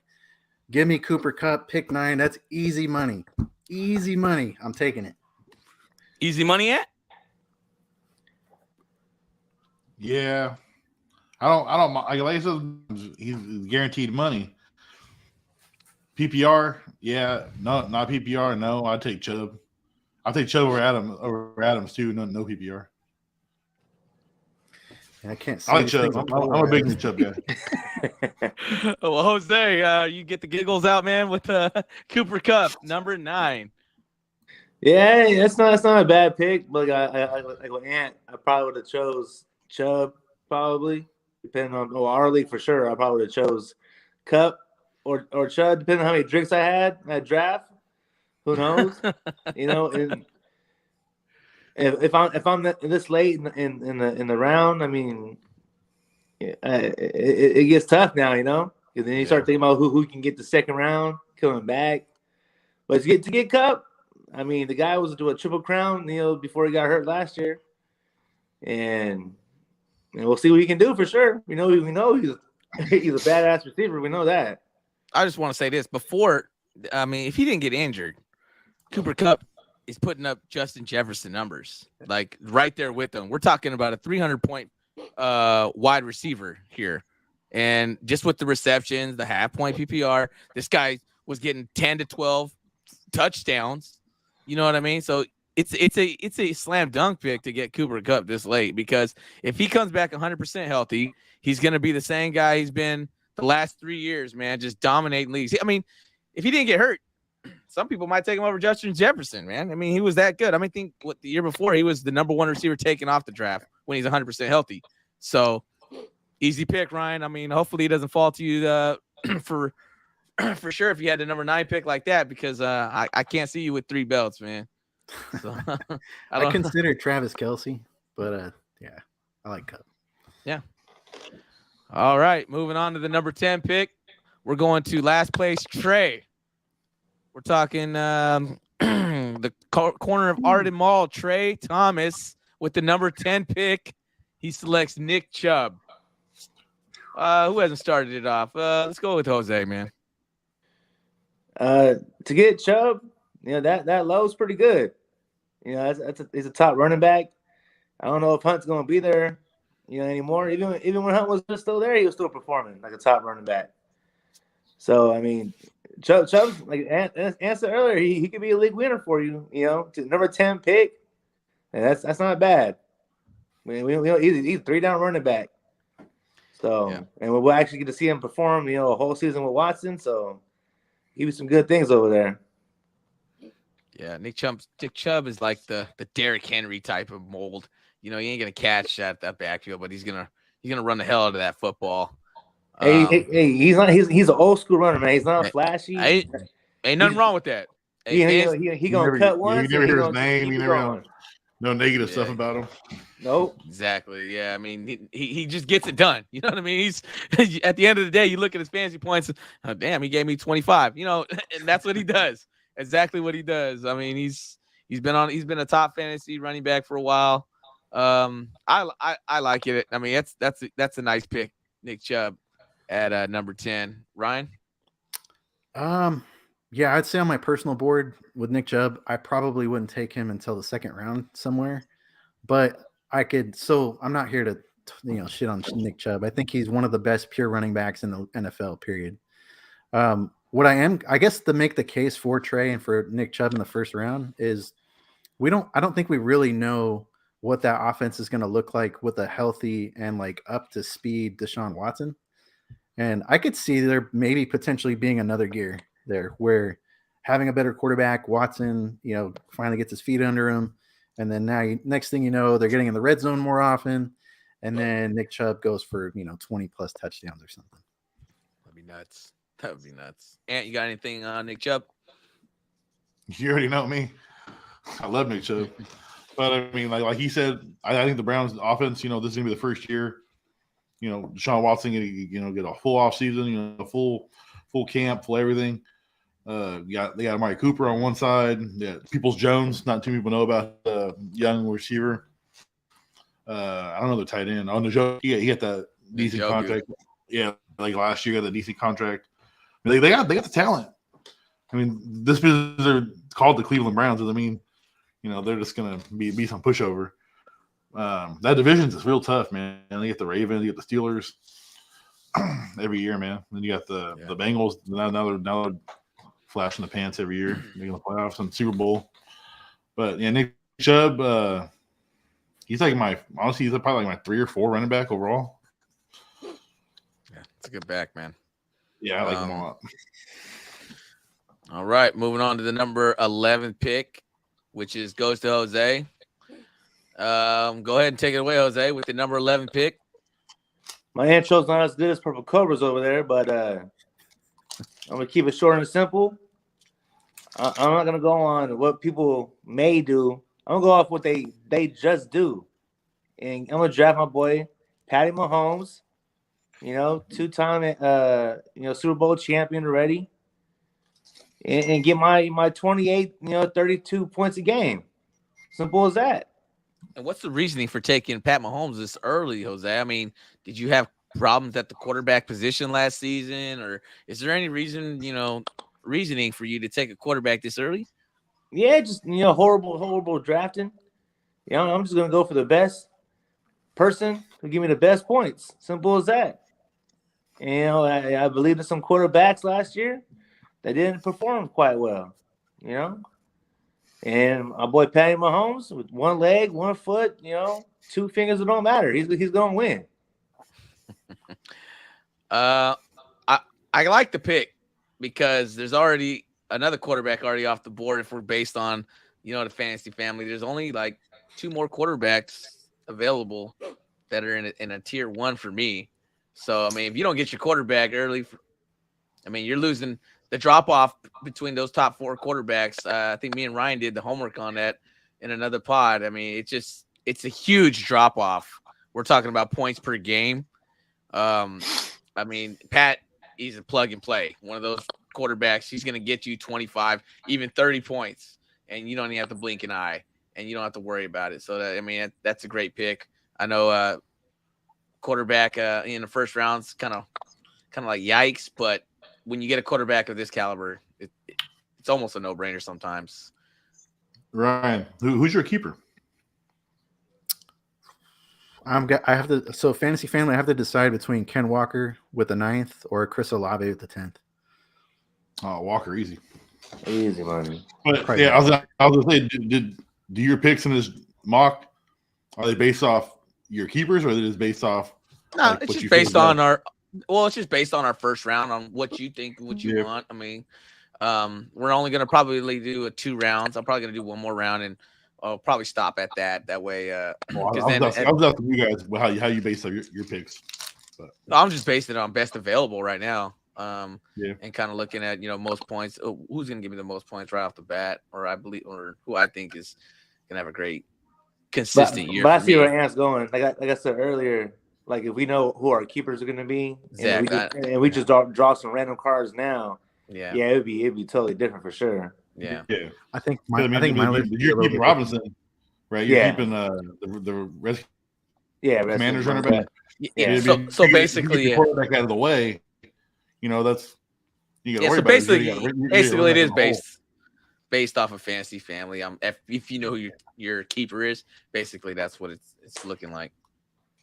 Yeah, so I'll give you a little bit of context. And if I had a feeling, I was watching Jonathan Taylor's. If JT slid to me at 9, I would have taken JT over Cup personally. So the disrespect. The whole intro for Cup, and then you gonna say you take JT. There's another rule about you can always be a Cobra, but the other rule is that nobody is ever safe on the Cobra. I'll trade anybody. I'll even trade CMC. Going back to Jose's pick, Ant. Jose's pick. Pat Mahomes. I was thinking about it. I mean, it's. There's always one quarterback, who'll go in the first round. Always one. And Patrick Mahomes is always that guy. Maybe Josh Allen, but after after what Josh Allen did last year, no brainer. You take Patty Mahomes in the first round. I wouldn't take him that early because I always do the running back. Always do a running back first. But if it's like, what pick was you? You were 8 or 9? Right now it's 11. 11. Oh, you're 11? Oh, yeah, that's no brainer then. I'll just say 10. I'll say 10 to 12. That's Patty Mahomes' territory all day long for me. But yeah, that's a steal then, 100%. Yeah, my bad on Ryan. that. Yeah, it's a good pick. It's ballsy. I think we've talked about this a ton. Last season was the season of haves and haves nots at quarterback. And if you had one of the tier 1 guys like Hurts, Mahomes, Allen, or Burrow, you had a good season. If you didn't have one of those guys, you had not a good season. No, Mahomes is tight. Good pick at the 11th. You're locking yourself in for an easy 5 to 6 point per game advantage over a sub tier 1 QB. So good pick. I mean, I mainly like it because at 11 you got your pick coming right back. So I mean, it can't really hurt you, but you're going to get somebody else right there, almost guaranteed on the backside. Yeah. And you're basically getting the best quarterback overall, right? So it is what it is. Automatic advantage. Yeah. All right. Well, with the last pick in our way too early mock draft, question marks on this last pick. It was my uncle Ralph with the number 12 pick, running back, Joe Mixon. Ryan, take it away. Yeah. Do we even know if Mixon's going to be on the Bengals? I mean, this pick was made. This pick was made before Joe Mixon, the whole situation. So yeah. Oh yeah, you're give right. him some credit. Give him a little bit of credit. Yeah. No, it's I mean, I get it. When you're on the back of the first round, usually going to try to double up on running back. Go with Mixon. The only thing about Mixon, and like I said, I'm not trying to crap on anyone's picks, but man, he didn't look good at the end. P. Ryan looked better, and yeah, it's a rough one. I want to touch on Mixon a little bit. The reason why his stats look good is because he had one great game. It was like a 4 or 5 touchdown game that put his points up there that made him look like, one of the better running backs. But if you take that one game out, what is he? He's not even a top 10. He's not even a top 15 running back in my eyes. Is he an RB2 somewhere? Maybe in the middle of the pack, RB2. Yeah. I mean, he had one game. He had one game that kept his points up there and kept him in the kind of the top 12-ish running back. But other than that, I don't like it, Ant. It's all right. I mean, there's obviously said off the chat that there's running backs I like a lot more right there.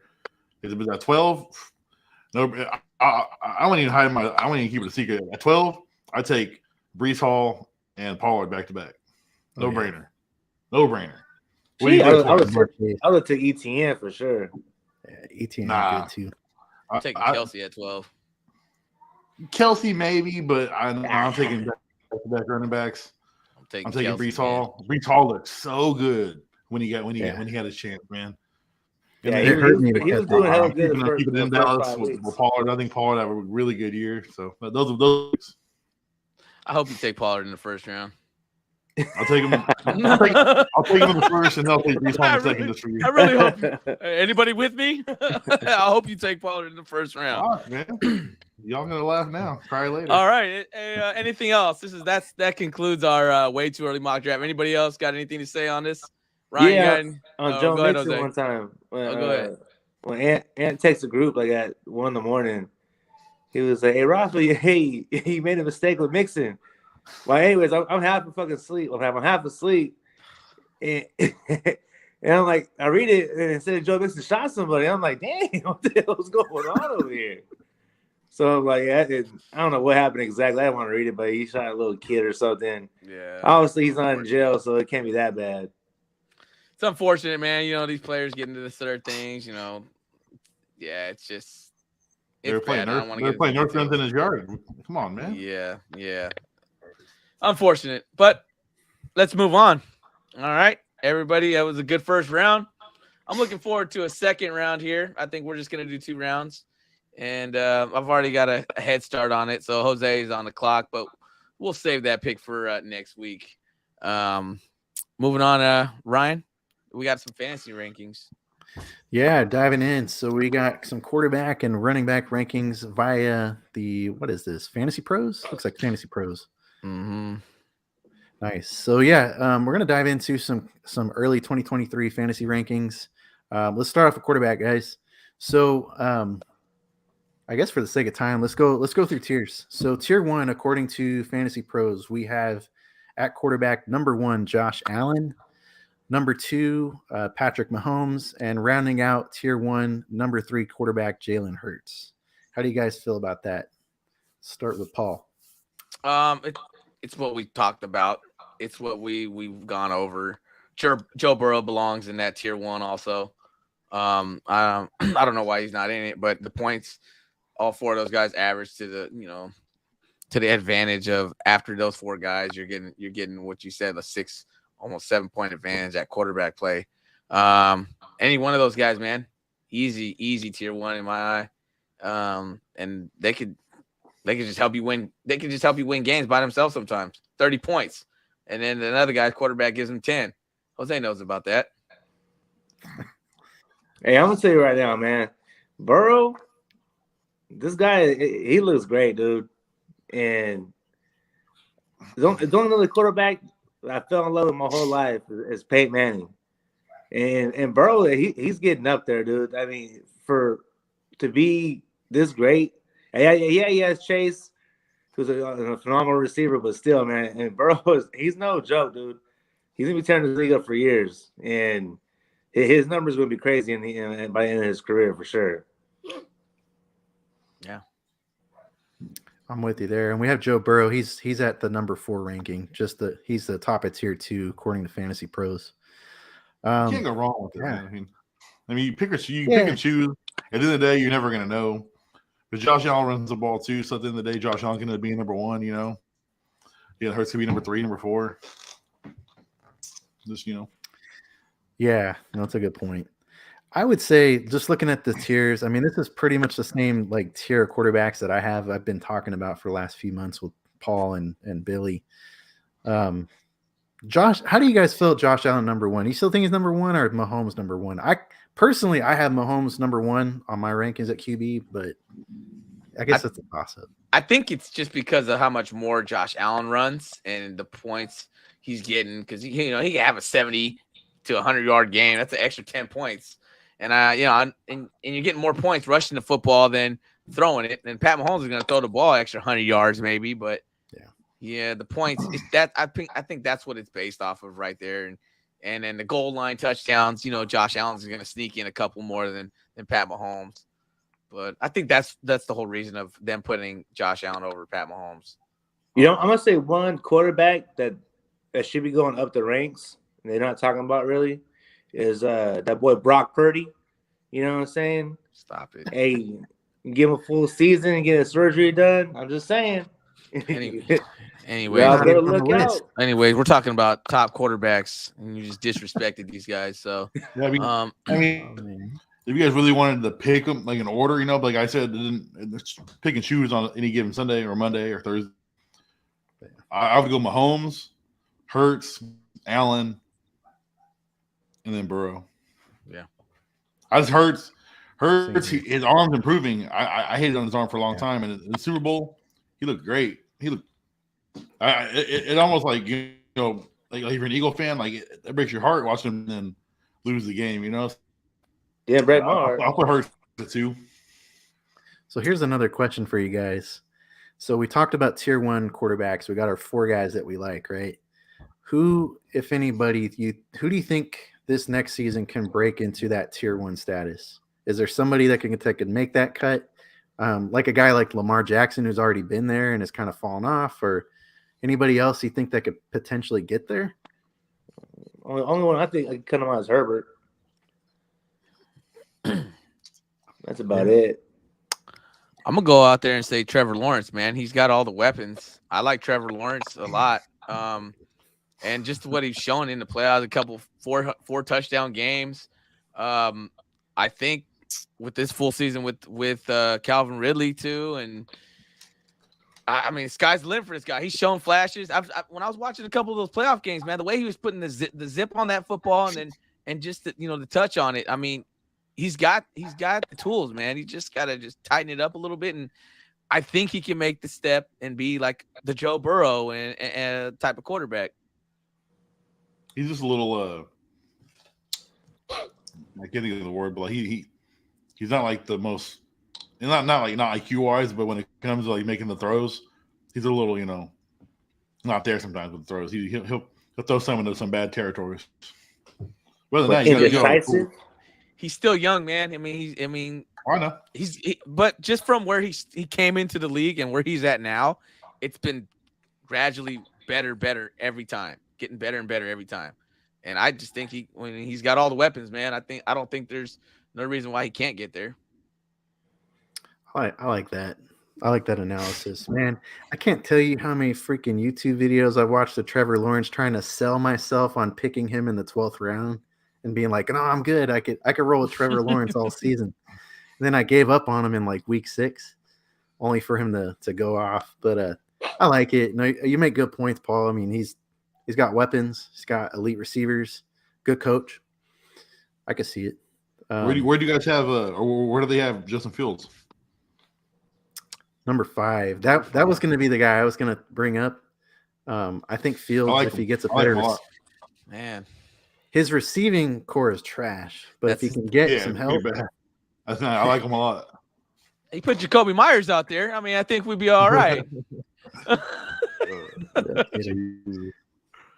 Yeah, I mean, my opinion, a guy I think could break into tier 1 outside of Justin Fields getting receiving help. Wherever Lamar Jackson lands, if Lamar Jackson lands in a good situation, I think you could see him being, a tier 1 quarterback again. Yeah, health is big for him, man. I mean, also another one is Herbert's on this. He's up there, but with me, Herbert's a great quarterback. I mean, I know his receivers went down with injury, but I don't know, man. I see some games because I've seen Raiders play him twice a year, so I see him. Some of the throws are just not there. I mean, I had him his rookie year when he took over. He had a great rookie year, but after that, it's just he's still like he's right there at like 7, 8 for me, man. He's too shaky for me. Yeah, he's I don't think he can be that elite guy, but I think he's that next tier right underneath for sure. He's going to be in that middle of the pack. Nice. Yeah, no, I'm with you there. So just to run down the rest of the rankings for the viewers. So we talked about tier 1, Josh Allen, Patrick Mahomes, Jalen Hurts. Tier 2 starts off with Joe Burrow at number 4, Justin Fields at number 5, Lamar Jackson number 6, Justin Herbert number 7, Trevor Lawrence number 8, and Dak Prescott number 9. Rounding out tier 2. You hear that? Number 9? I'm surprised he was that high. Hey, exactly. Hey, do you take Deshaun? Last time I was on the podcast, what'd I say? Hey, Deshaun Watson or Dak Prescott? I'll take Watson. So that's easy money. No, stop it.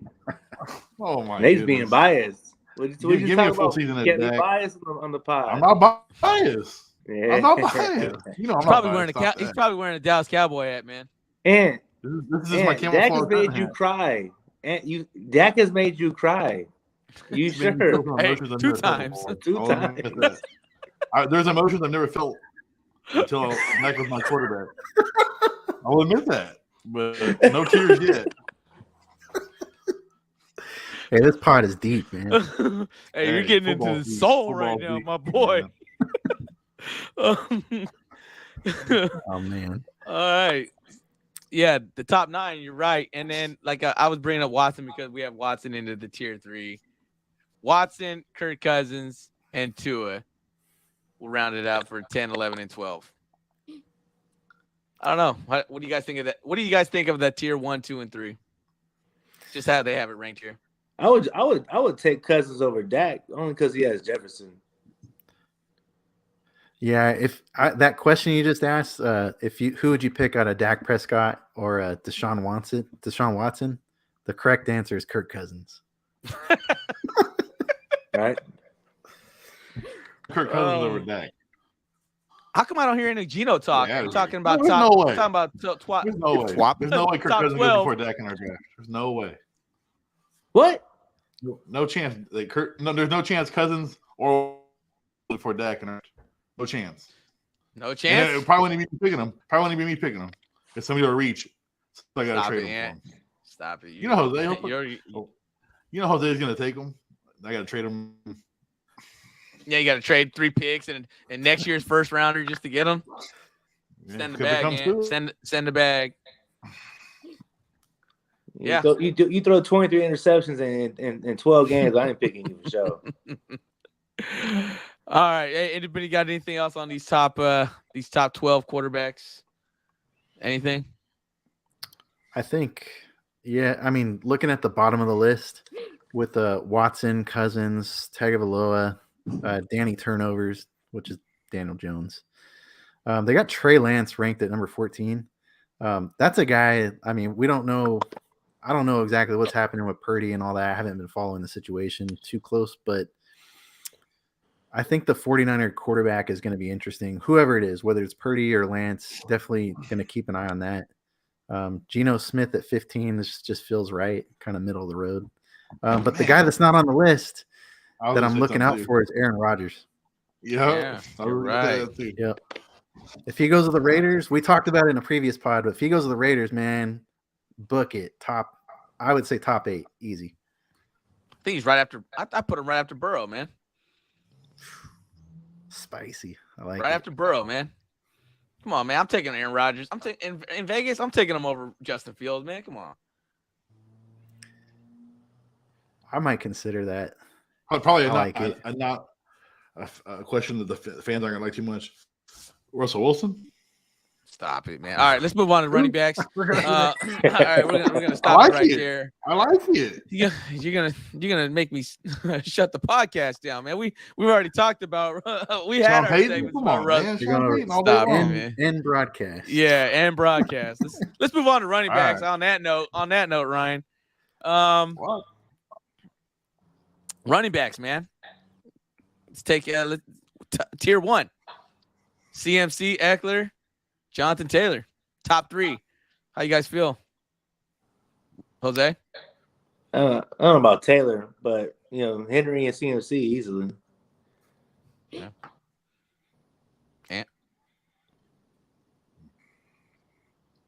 Team, and then Eckler. Only because Eckler, man, he his games where he had rushing yards, they weren't even there. If he didn't have 107 catches, his season would be a lot different.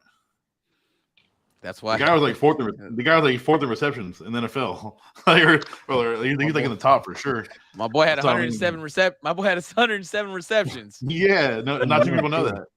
Yeah, he had a lot of receptions. So that's what I'm saying, Mr. Consistent, man. I'll take him at 2 just because of that, the PPR game, and then I'm definitely not taking Taylor. I'll probably take Chubb.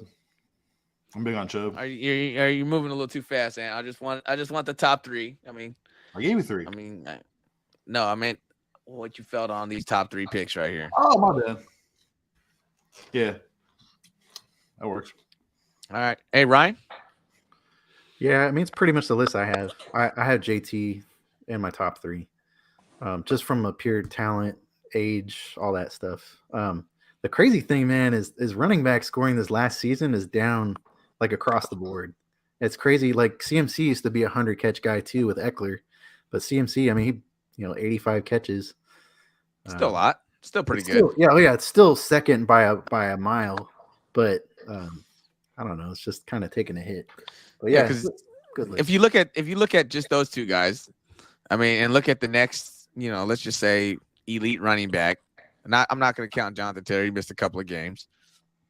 But who played a full season? I mean, Josh Jacobs, who's your rushing leader. I mean, he doesn't catch the ball that much. I mean, he still caught it 53 times. I mean, that's actually a lot for Josh Jacobs to be honest. I mean, Nick Chubb caught the ball 27 times. And you're talking about Christian McCaffrey and Eckler, 185. Yeah, Look at Ramondre Stevens down there with 69 catches. Nice. Yeah. See, Joe Mixon with 60. So, yeah. I mean, those three. I mean, it's just based on, I think, is the what they think of fantasy. That are expecting Jonathan Taylor to have that bounce back year. I don't know, man. I'm personally not taking a chance on it. I got to see it to believe it. You know, I already got burned once, so I wouldn't want to get burned twice, especially in fantasy. It's hard to replace the number one running back going forward.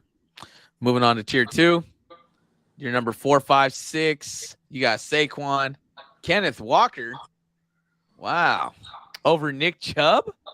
I was surprised when I saw that. Yeah. So you got Saquon Barkley, Kenneth Walker, Nick Chubb, Derrick Henry, Josh Jacobs, and Travis Etienne. And then Breece Hall at number 10. Go ahead, Ryan. I see you already processing this right now. What is your take on that? Yeah, the Ken Walker at number 5 really stands out. I didn't expect them to be that high. So before I'd even looked at the rankings, I thought Ken Walker was going to be around like the 8, 9, 10 range. With guys like Nick Chubb, Derrick Henry ahead of him. Obviously Saquon is ahead of him at number 4. I get it though. So like, I don't know if you guys watched a lot of Ken Walker. I tried to watch like where I could. The guy is just an explosive playmaker. He could have a terrible game, like 15 rush attempts with 30 yards, and then break one off for 60 yards. He's got that game-breaking speed. And towards the end of the season, I don't know if you guys saw like the last couple weeks of the season and then into the playoffs, they started to mix him into the passing game some more, and he was getting over the 20 touch mark like consistently. So I think when you look at that end of season production, which is, I think that's where that number 5 ranking is coming from. Mm-hmm. I think whoever drafts Ken Walker, or in my case, I'm probably going to end up keeping him. He's not like the most consistent back ever. Like I would be kind of afraid to have him as like my number 1 bell cow back starting my team with Ken Walker. I don't know if he really fits that role. But as like your number 2 player, I think he's a good shoe-in. Yeah. And Nick Chubb at what's that, number 6? What do you think with Nick Chubb? I mean, they got Nick Chubb at 6, Derrick Henry at 7. What do you guys think, Jose? I don't like it at all. I told you already. I had Nick Chubb in my top 3 or 4 for sure. But I mean, there's a name no one's even brought up. That's Najee Harris. I'll tell you right now, he's at number 12. You should probably lower than that. I like Najee Harris one. I like easy. For sure, Najee Harris is not getting drafted in the first round this year. No, no. But if you get him as your RB2, come on, bro. It's easy. Oh yeah, he'll be an RB2 for sure. Just based on our mock draft already. He'll be RB2 on my bench. He might even make it to the early 3rd round. The fact you're keeping Brian Robinson, that's saying a lot right there. Sheesh. Brian Robinson had a better year than Najee Harris. Did I think that John Mixon shoot Brian Robinson? Also, so after Derrick Henry, Josh Jacobs at 8, Etienne at 9, Breece Hall at 10. There's your other running back, Ant. I think if Breece Hall is healthy, Breece Hall could be a tier 1 guy if he's healthy. That dude is bad. He's coming off of ACL, right? Yeah, see, that's the big scare for me. And we've seen it with Saquon. I know we've talked about it. You got to give him a whole year to get that back, to get that right, to get that mindset on making the cuts. Because, when you come – I don't know how it feels to come back from ACL, but with a lot of these players, that when I see you coming back, it takes that extra year so they can get their mind. I mean, they're out there thinking about it. I know they're thinking about it when they're trying to make those cuts. You don't want that injury again. So I've seen some videos on it. It's all in the player. They're 100% healthy, but they're still taking it slow because of the concerns and where your mind is on that type of injury. But yeah, he had a great start to the year, man. I mean, he's explosive. I'm just hoping he gets that back once he's 100% healthy. Moving on, keep moving on to 11, 12. So there's your Najee. So you got Ramondre Stevenson at 11, Najee at 12, Tony Pollard at 13, Delvin Cook way down there at 14, a former first-round pick, and Joe Mixon 15, DeAndre Swift at 16. Jose, talk to me. What do you think of those guys all the way down there? Those used to be first-round talent. That's first-round talent last year. And we're talking 12, 14, 15. Cook used to be a first round pick because they rode his back, and now obviously it's a Jefferson show now over there. He still performed great, but it's just not first round worthy anymore. Najee Harris, obviously he was consensus first round pick last year. His first year he had Roethlisberger and he had, I don't know, let's say 70 catches. I'm going to top of my head. And last year they had so many quarterback problems. It wasn't even funny. Uh-huh. I mean, could he get back to his elite running back status that he was drafted in the first round for? Yeah, he could. But I'm not going to draft him just based off what they did last year. But they had horrible play all around.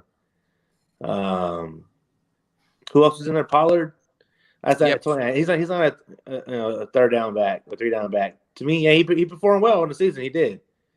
But is he going to be there? Are they going to make him be a three down back? I mean, obviously they're giving him $10 million. So what's going to happen with that? If Zeke's still there, they give Zeke, most of the carries again. I mean, something's going to have to happen. You can't pay, $25 million to two running backs get you, blown up by the Niners again. Yeesh.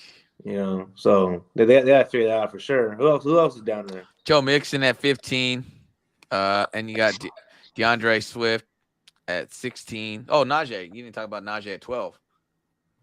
I didn't talk about Najee Harris. Oh, you talked about Najee? Yeah, but Swift, I mean, he's kind of low probably. But then he had, what was his backup?